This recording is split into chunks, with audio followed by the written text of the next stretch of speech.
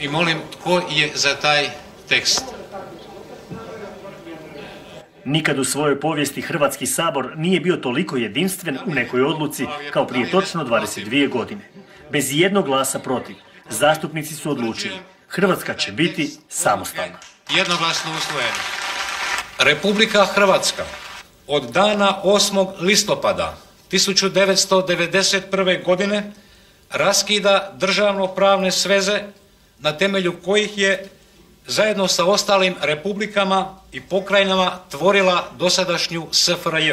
Povijesna sjednica Sabora održana je u podrumu zgrade INE u Šubićevoj ulici jer su dan prije zrakoplovi JNA raketirali Banske dvore. Predsjednik Tuđman samo je pukom srećom izbjegao napad. Tonči, to treba napraviti film iz toga svega za ne? Mislim, ne samo ovako...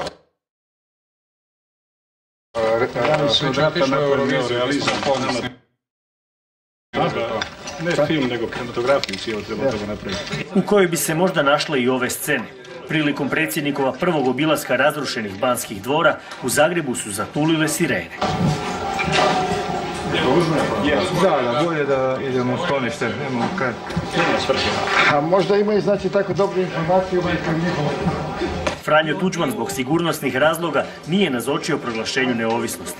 Zastupnicima je govorio tadašnji premijer Franjo Gregurić.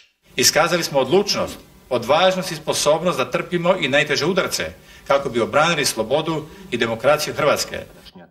JNA je proglašena agresorom koji mora napustiti Hrvatsku.